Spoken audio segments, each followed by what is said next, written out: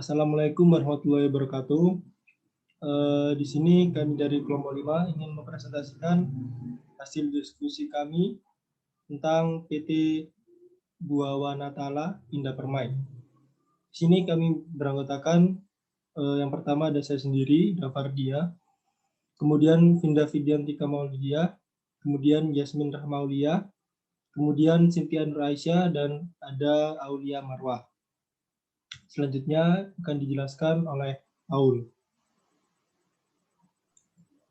Baik, di sini saya akan menjelaskan kasus 1, yaitu analisis laporan keuangan PT BIPP.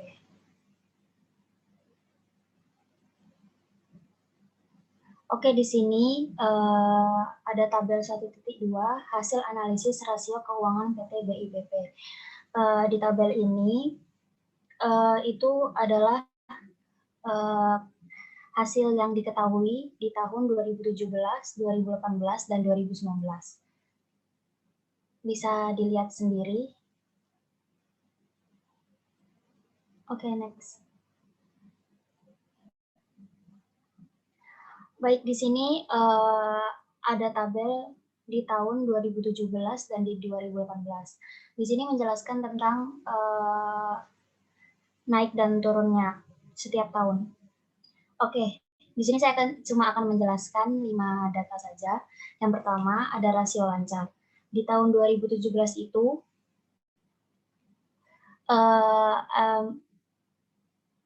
datanya itu 1,11, di tahun 2018 itu datanya 1,58. Nah, keterangannya itu mengalami kenaikan.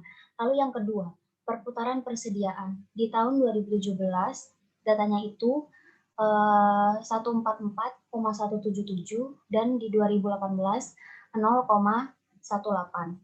Keterangannya itu mengalami penurunan. Yang ketiga, perputaran aset total. Di tahun 2017 datanya itu 0,06, di 2018 0,06, di tahun 2017 0,062, di tahun 2018 0,063. Keterangannya itu mengalami kenaikan. Lalu yang keempat itu rasio utang. Di tahun 2017 itu datanya 0,305, di tahun 2018 0,451. Keterangannya itu mengalami kenaikan. Lalu yang kelima, rasio utang ekuitas. Di tahun 2017 datanya itu 0,244 dan di tahun 2018 datanya itu 0,348. Keterangannya itu mengalami kenaikan. Next. Dan di sini tabel yang menjelaskan tentang naik turunnya di tahun 2018 dan di 2018.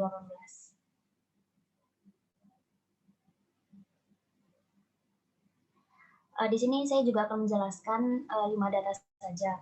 Yang pertama, rasio lancar. Di tahun 2018 itu datanya 1,58 dan di tahun 2019 1,62. Keterangannya itu mengalami kenaikan. Yang kedua, perputaran persediaan. Di tahun 2018 itu datanya 0,18, di tahun 2019 0,44. Itu keterangannya mengalami kenaikan. Yang ketiga, perputaran aset total. Di tahun 2018 itu datanya 0,063, di tahun 2019 itu 0,152. Keterangannya itu mengalami kenaikan. Lalu yang keempat, rasio utang. Di tahun 2018 itu datanya 0,451, di tahun 2019 0,482. Keterangannya itu mengalami kenaikan. Lalu yang kelima, rasio utang ekuitas. Di tahun 2018 datanya itu 0,348, di tahun 2019 0,390. Keterangannya itu mengalami kenaikan. Selanjutnya akan dijelaskan oleh teman saya.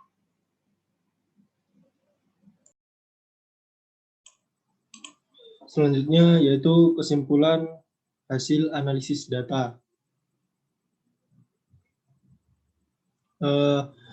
Berdasarkan hasil analisis rasio keuangan pada tabel A dan tabel B, kesimpulan secara komprehensif sebagai berikut, yaitu dari perusahaan yang kami analisis data keuangannya dari tahun 2017, 2018, dan 2019.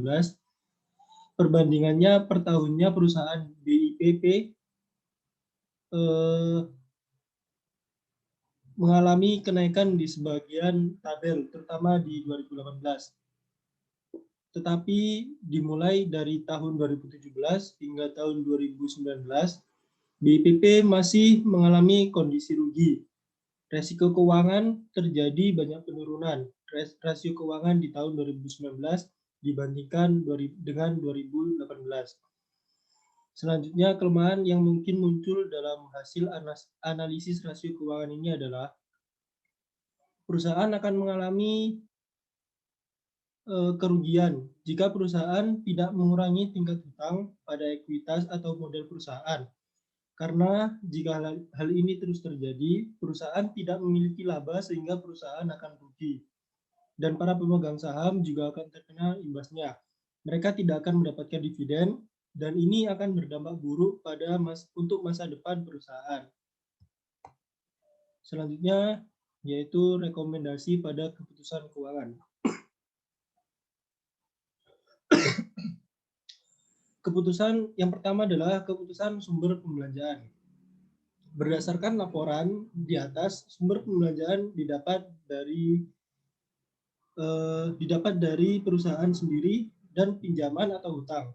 Sebaiknya PT TBK memperhatikan dan meningkatkan penjualan serta menekan biaya produksi sehingga perusahaan akan menghasilkan laba bersih yang maksimal.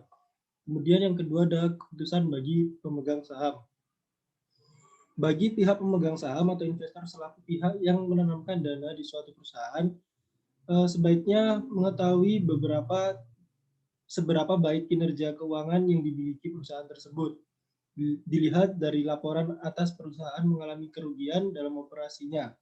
Maka saran bagi pemegang saham adalah untuk mencari tahu apa penyebab kerugian dari perusahaan dan jika memang perusahaan belum bisa mengatasi masalahnya, maka saran kami bagi pemegang saham adalah untuk melepas saham perusahaan tersebut. Kemudian yang ketiga ada keputusan bagi para kreditur.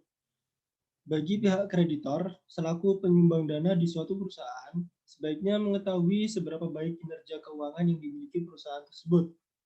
Dilihat dari laporan di atas rasio utang dan rasio lancar. Maksud saya dilihat dari laporan di atas rasio utang dan rasio lancar utang perusahaan. Terus bertambah, perusahaan telah mengalami kerugian di beberapa tahun terakhir ini. Jadi untuk pihak kreditur, ketika hendak memberikan pinjaman, lebih baik dipertimbangkan terlebih dahulu.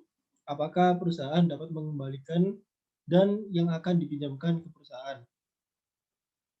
Kemudian yang keempat, keputusan bagi para pemasok.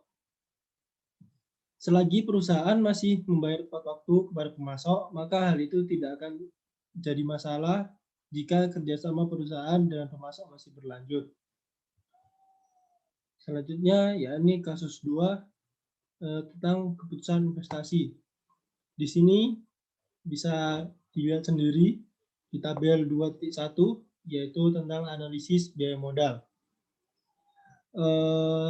Dari perhitungan ini, kami dapat mengambil kesimpulan, yaitu dari perhitungan di atas, didapatkan nilai WACC yaitu sebesar 0,05 atau sebesar 5%.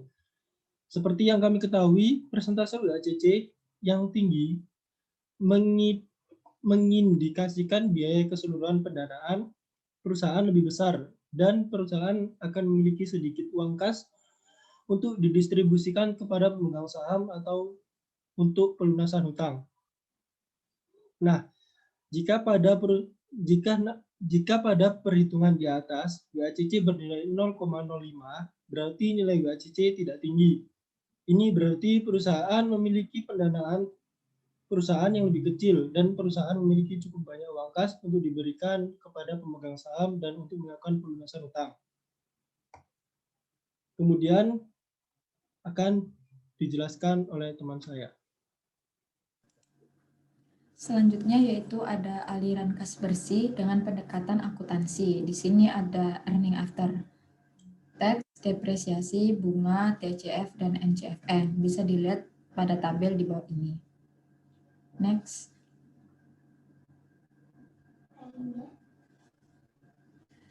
Di sini terdapat keterangan yaitu pada tahun 2010 memiliki nilai NCFN sebesar 29,52 juta sekian, dan pada tahun 2011 memiliki nilai NCFN sebesar negatif 4.682 juta sekian. Hal ini terjadi karena pada tahun ini tidak memiliki beban bunga yang harus ditanggung sehingga menghasilkan nilai yang negatif. Pada tahun 2012 memiliki nilai NCFN sebesar 23 miliar sekian. Pada tahun 2013 memiliki nilai NCFN sebesar 114 miliar sekian. Pada tahun 2014 memiliki nilai NCFN sebesar 53 miliar sekian. Pada tahun 2015 memiliki nilai NCFN sebesar 136 miliar sekian. Pada tahun 2016 memiliki nilai NCFN sebesar 43 miliar sekian. Pada tahun 2017 memiliki nilai NCFN sebesar 83 miliar sekian. Pada tahun 2018 memiliki nilai NCFN sebesar 100 miliar sekian. Dan yang terakhir yaitu pada tahun 2019 memiliki nilai NCFN sebesar 134.544.360 miliar sekian. Next. Selanjutnya yaitu tabel penilaian investasi menggunakan NPV atau Net Present Value. Di sini didapatkan nilai present value-nya yaitu sebesar 418 miliar sekian dengan investasi awalnya 77 miliar sekian sehingga menghasilkan nilai NPV-nya yaitu sebesar 340 miliar sekian. Next.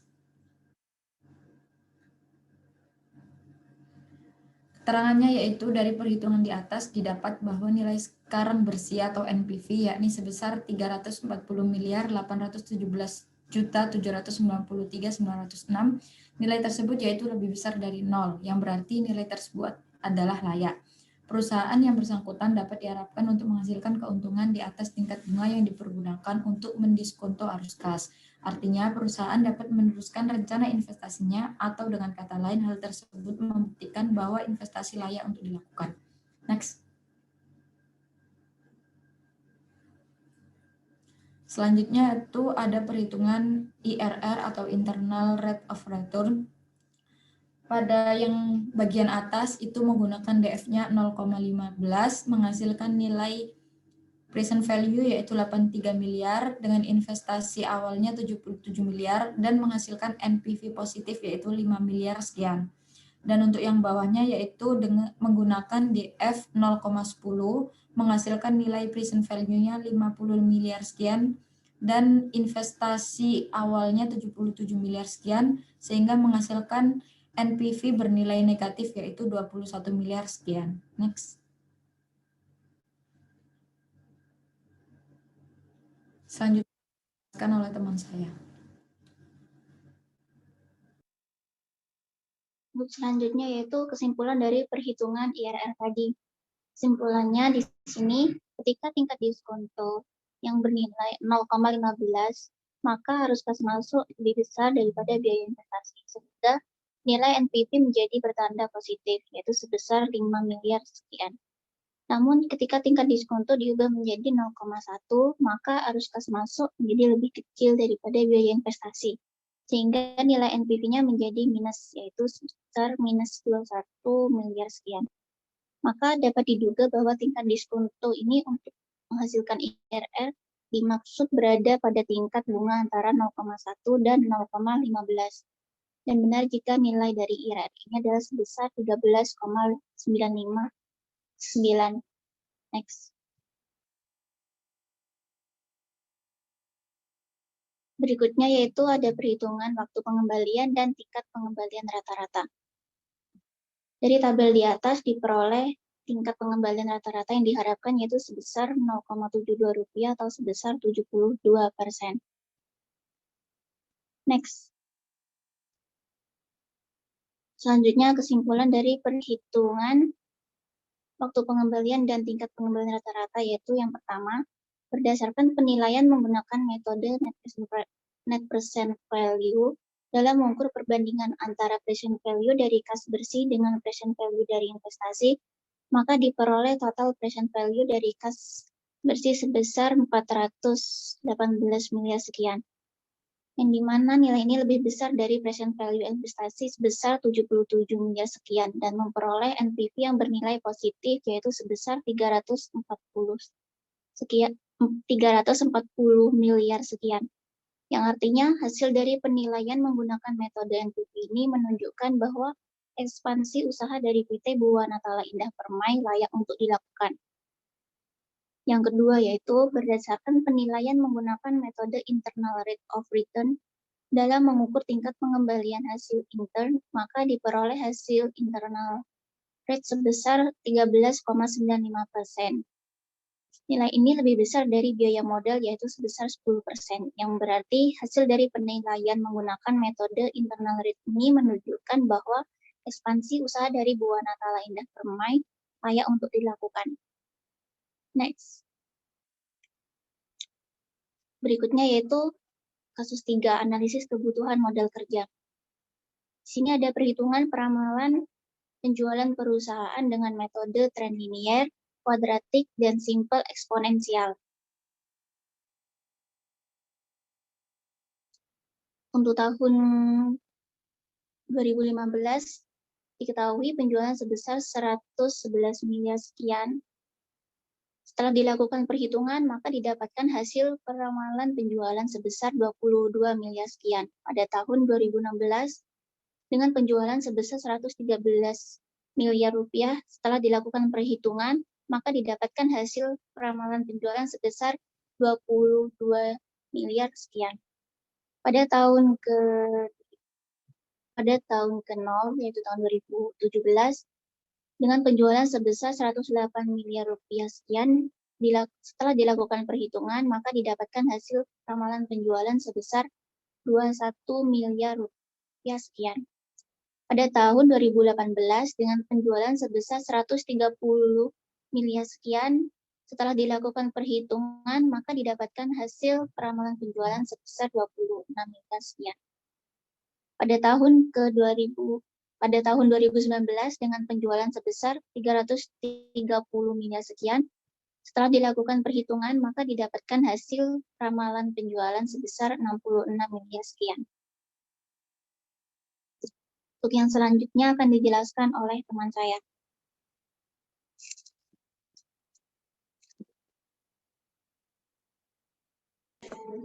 Berikutnya yaitu pemilihan tren yang cocok untuk meramalkan nilai penjualan tahun 2020 dengan metode analisis selisih kuadrat terkecil.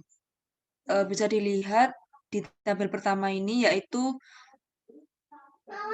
dari tahun 2015 sampai tahun 2019 mendapatkan jumlah penjualan yaitu 795 miliar sekian. Kemudian YLT-nya berjumlah sama yaitu 795 miliar sekian. Kemudian HKT-nya juga sama yaitu 795 miliar sekian. Kemudian untuk YIT-nya yaitu 9.930 miliar sekian. Next. Kesimpulan dari data tersebut yaitu dari ketiga metode di atas yang paling kecil adalah dengan metode linier. Persamaan tren kuadratis yaitu YLT sama dengan A1 plus B1 dikali XT. Jadi peramalan penjualan untuk tahun 2020 adalah YLT sama dengan 159 miliar sekian ditambah minus 45 triliun sekian dikali 3 yang menghasilkan YLT sama dengan 159 sekian ditambah 136 miliar dan YLT-nya sama dengan 295 miliar sekian. Maka perkiraan penjualan pada tahun 2020 adalah sebesar 295 miliar sekian. Next. Kemudian perhitungan rata-rata sederhana. Bisa dilihat di tabel tersebut yaitu jumlah penjualan dari tahun 2015 sampai 2019 yaitu didapat 795 miliar sekian, kemudian dengan tingkat pertumbuhan 171%. Dengan rata-rata pertumbuhan yang didapat yaitu 465 miliar sekian. Next. Kemudian selanjutnya ada tabel data perputaran elemen modal kerja pada tahun 2019. Lama keterikatan dana seluruhnya dalam hari yaitu 451 hari. Next. Kemudian kesimpulannya yaitu berdasarkan analisis kebutuhan modal kerja. Proyeksi penjualan pada tahun 2020 sebesar 295 miliar sekian, konsekuensi dari proyeksi penjualan tersebut membutuhkan modal kerja yang optimal, yaitu sebesar 365 miliar. Dengan demikian, kebutuhan modal kerja akan mengalami penurunan sebesar 44 miliar sekian dari jumlah modal kerja pada tahun 2019. Kelemahan analisis kebutuhan modal kerja, yaitu yang pertama, kelebihan atas modal kerja mengakibatkan kemampuan laba menurun sebagai akibat lambatnya perputaran dana perusahaan. Kemudian yang kedua, kelebihan modal kerja menimbulkan kesan bahwa manajemen tidak mampu menggunakan modal kerja secara efisien. Kemudian yang ketiga, jika modal kerja tersebut dipinjam dari bank, maka perusahaan mengalami kerugian dalam membayar bunga. Kemudian yaitu rekomendasi yang diusulkan untuk memperbaiki analisis tersebut adalah manajer harus lebih teliti dalam menghitung modal kerja sehingga didapatkan perhitungan yang sesuai. Next.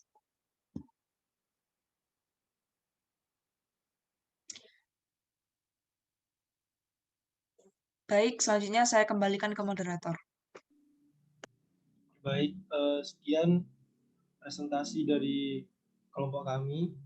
Jika ada salah-salah kata atau ucapan maupun perbuatan yang kurang mengenakan, kami mohon maaf. Sekian, wassalamualaikum warahmatullahi wabarakatuh.